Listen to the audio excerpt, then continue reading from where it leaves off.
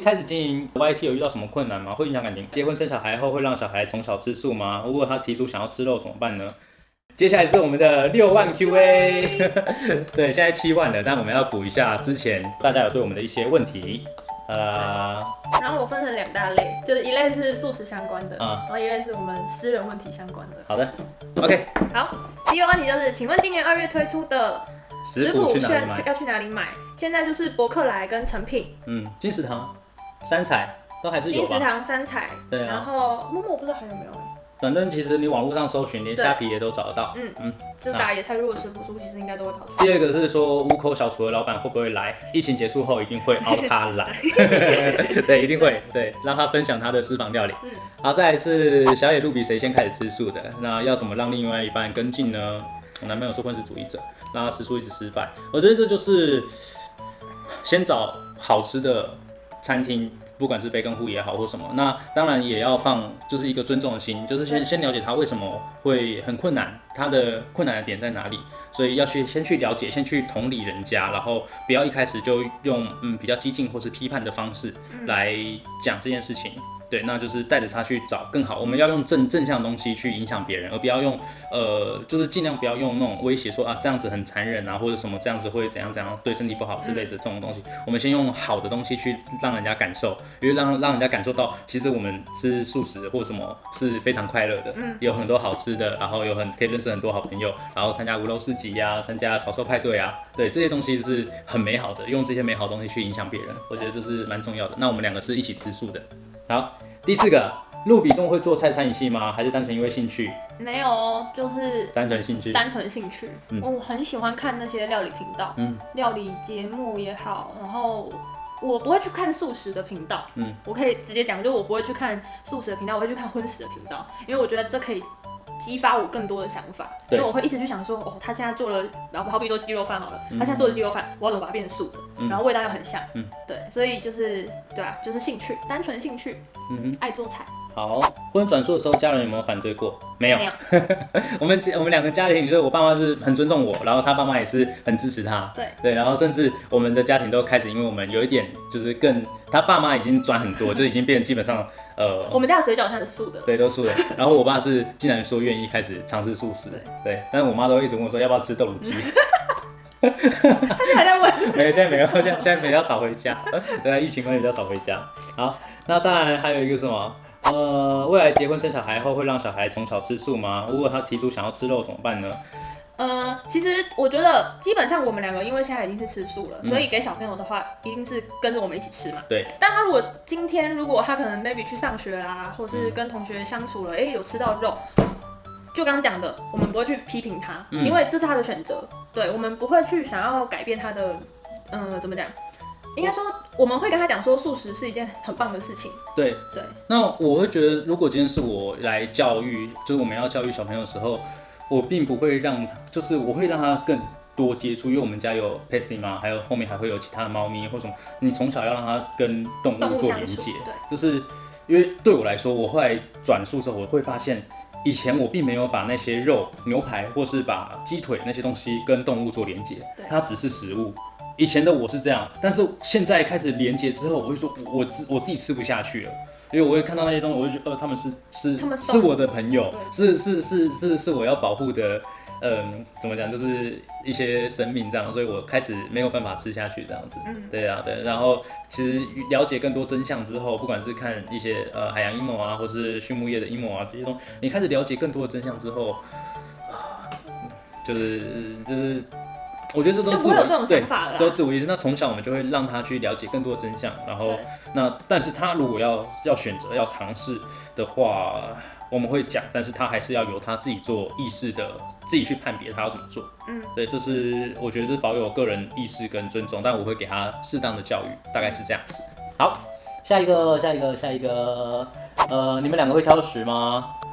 我不大挑食，我也不大挑食，我挑肉桂。对，他是对一些香料比较敏感。对我有一些香料我无法接受啦，但是如果它入菜，然后调味的好的话，我是可以接受的。我为什么不吃？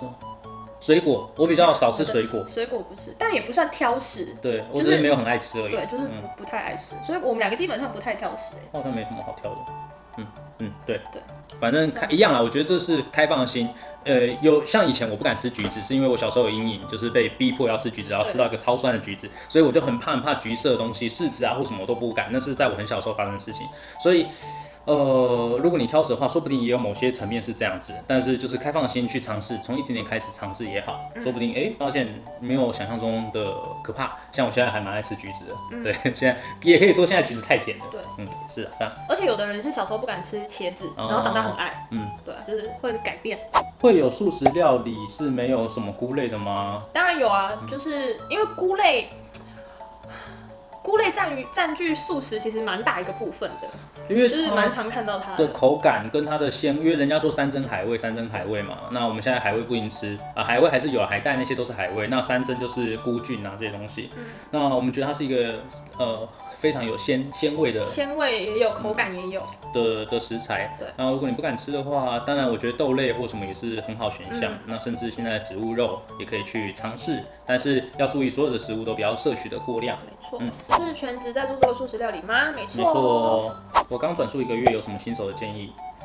刚转述，其实刚转述的话，我们频道我觉得真的是一个很可以试试看，把这些料理都做出来。因为第一个一定，我觉得不会太难，因为我们选的料理都是可以让大家比较好上手的。真的吗？有一些蛮难的啊。什么东西？像那个蒲烧鳗鱼啊，复杂。它不是难，它是复杂。对，它其实你不用太多的什么料理很难的料理手法，它就只是可能工序比较繁复而已。因为我们拍得很仔细啦，就所以你可以看着步骤一步一步的学，跟着学这样子。那新手建议的话。还有很多频道很好 ，Christine Wang 的啊，陪人妈妈的啊，都可以去参考，就是他们的料理。那除了料理以外的话，还有什么建议吗？我觉得在荤转素的时候会遇到的问题就是朋友。对，就是可能我开始荤转素，那我好像原本的朋友是一些荤食的或什么，我们两个是因为是一起转，所以有个陪伴。那我们觉得要认识的话，那个什么假财 APP 啊，那个够维跟有拍嘛，你可以去看一下，就是去认识朋友。你不一定要把它当成是男女的交友软体，你可以去认识更多素食朋友，那互相的认识也好，或是你要去加入社团，然后看更多的素食相关社团也好，对，这些都是很棒的。不管是怎么样，你可以认识另外一群的朋友，跟你过去的朋友，可能他们没办法比较快的适应你已经转述了或干嘛，但你可以再去认识新的朋友。我觉得如果你的旧朋友是有办法接受的，就是他们觉得可以跟你去吃吃看的那种朋友的话，我觉得你就带他们去吃，因为可能趁机可以改变他们的想法，因为我就是这样。对，所以我觉得，除非他们真的非常非常非常排斥，那种的话，那你可能再去，可能就是找新的朋友。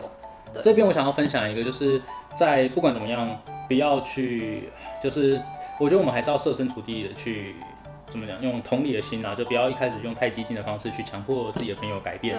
对，那像我有一群死党，从国小到现在，我很珍惜他们，就是他是我那一群朋友，是我很。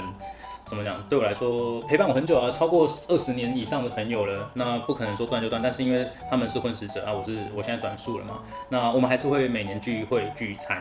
但聚餐的时候，我们现在2个人的模式就是我们自己准备我们的一套，然后用的超好吃、超香的，把他们吸引过来吃我们的料理。所以对我们来说就是嘿嘿，这一餐你吃素了，然后趁机开始是不是素食也很好吃啊？我就知道超有用的。对啊，只是让他们知道东西好吃才是重点，不是肉。对，东西好吃才是重点，这是我们的方法。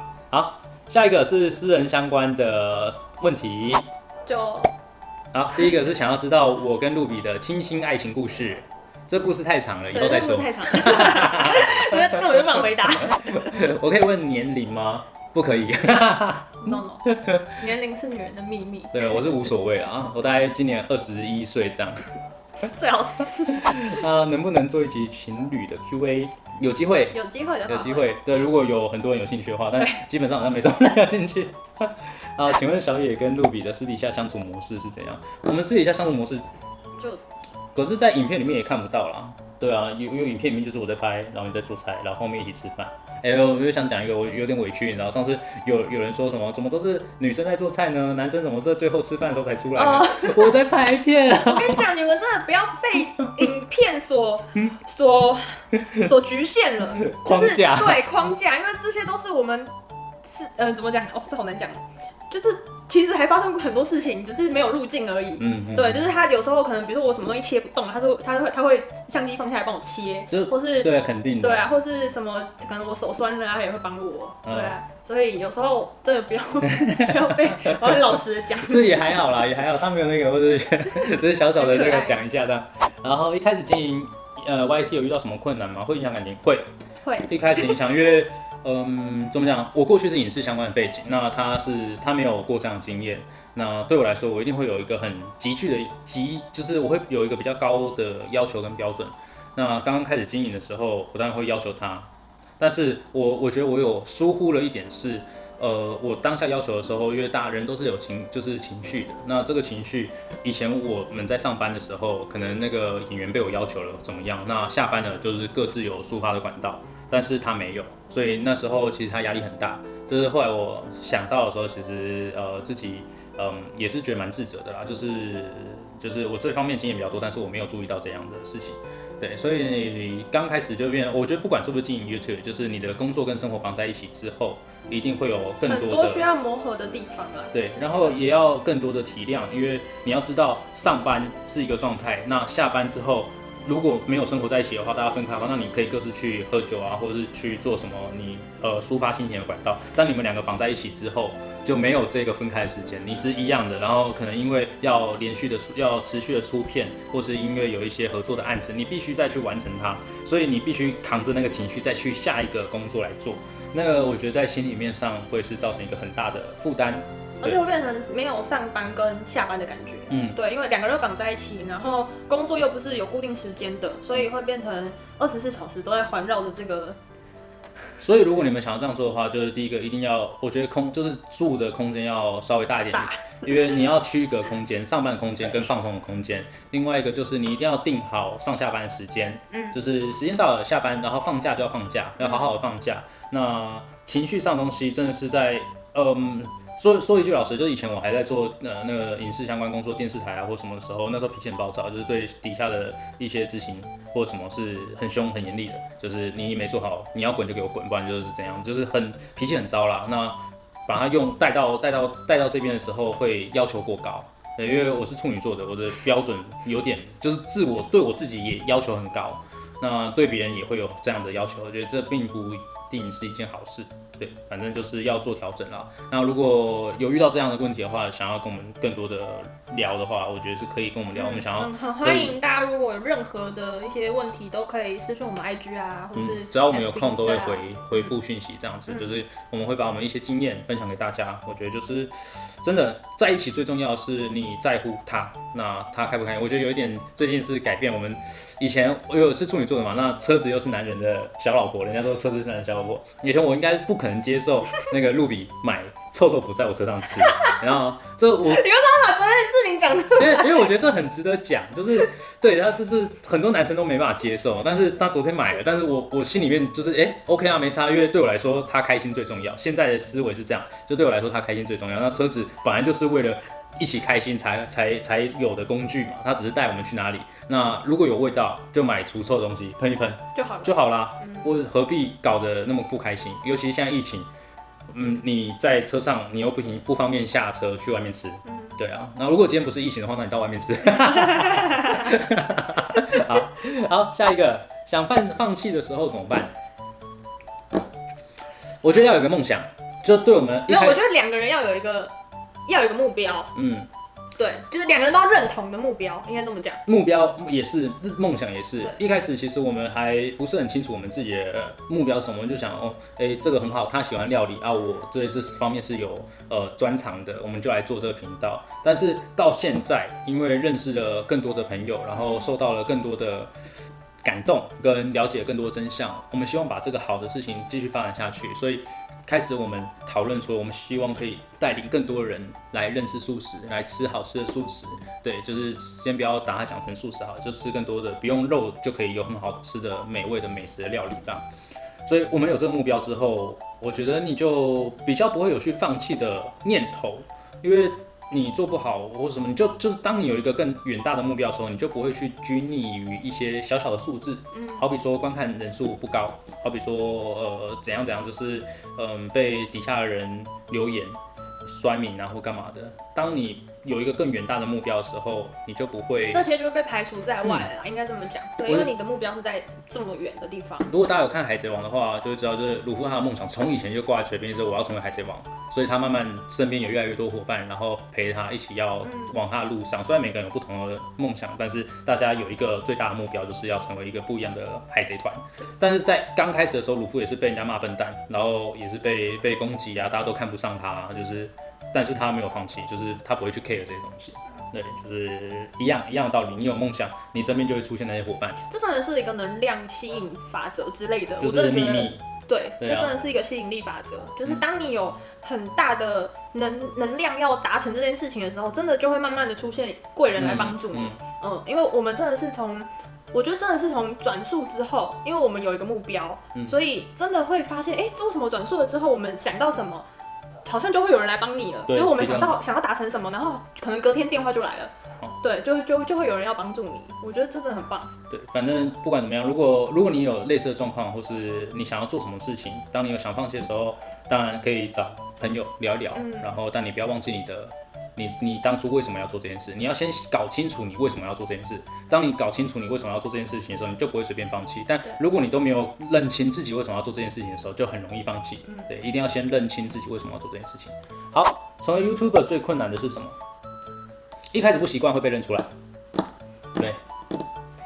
还有，我觉得其实到现在都还会，就是我不会，老实说，我不会觉得我们是 YouTuber，就是我们只是在频道上面分享料理，所以我们可能就会很邋遢的去素食餐厅吃饭，然后走下去吃素食餐厅，然后结果就被注目了，然后我就很奇怪为什么要一直注目？会，对，有时候那个餐厅如果怎么讲，比较小，然后可能就是有一些朋友认出我们很开心的，我们很开心，对，我们很开心，甚至你来打招呼，我们也会很开心，只是可能当下有点狼狈，对，因为我们没有意识到说，好像会被认出来这件事情。对，你要就是想一下，就是 OK， 有可能我头发是长，我有可能这样子，我没完全没用什么，然后就这样，然后戴着眼镜，然后没有刮胡子，然后跑出去吃饭，然后别人都要拍照好，但我很邋遢哦。